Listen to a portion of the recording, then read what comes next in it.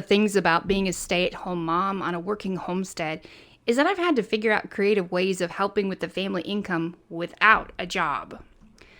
What I've figured out so far, I like to think about in two aspects. One, saving a living, and two, discovering what I can make at home and sell from home. The first aspect to this is saving a living. Now, I don't know if you've ever heard of this concept before, but it totally works. You can save almost as much as what you could earn at a part-time job. It is possible. I've learned ways to save money every which way, some crazy and some more practical. Some ways of saving a living would be by, one, learning to do things yourself instead of paying others to do it, and two, making your own products. So a big money-saving example of the do-it-yourself side of the coin is the dreaded haircuts. I have 5 males in my home, so by investing $25 or $30 in a set of quality hair clippers that will last the family, 5 to 10 years if I'm lucky, I can save an average of $80 per month. That comes out to $960 per year. Over the course of 18 years, that's a whopping $17,280 just in haircuts. Man. You can see how by learning just one skill and making a small one-time investment, you can save your family big bucks.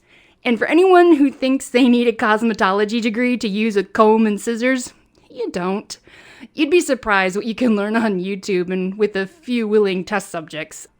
Learning to make things yourself can also save a lot of money. I'm reminded of what my mom used to tell us growing up whenever we were inside the clothing store. We'd find a beautiful dress or skirt and would be admiring it on the rack. And it never failed. You'd hear my mom pipe up, "I can make it for less than that." Ugh. That of course meant that we weren't buying it. I can share more in future posts about all the different ways we've incorporated this aspect into our homestead by making our own cleaning products and canning our own food. But think about all the things you spend money on and then ask yourself, can I make or do that for less? Again, all it takes is a little research to learn a new skill. The second aspect to helping with the family income was to discover what I could make at home to sell. Unlike my mom who could look at something in the store or in a catalog and sew an even better version, I can barely sew a straight line. Ugh, it is so terrible to admit that. I am not gifted in the typical crafty department. In fact, I somewhat loathe making crafts. Glitter, beads, bleh. It's the stuff nightmares are made of.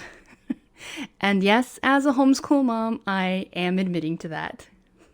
But, if you put me inside a kitchen or in front of a blank canvas with some paints, my blood begins to pump with excitement because I love to create.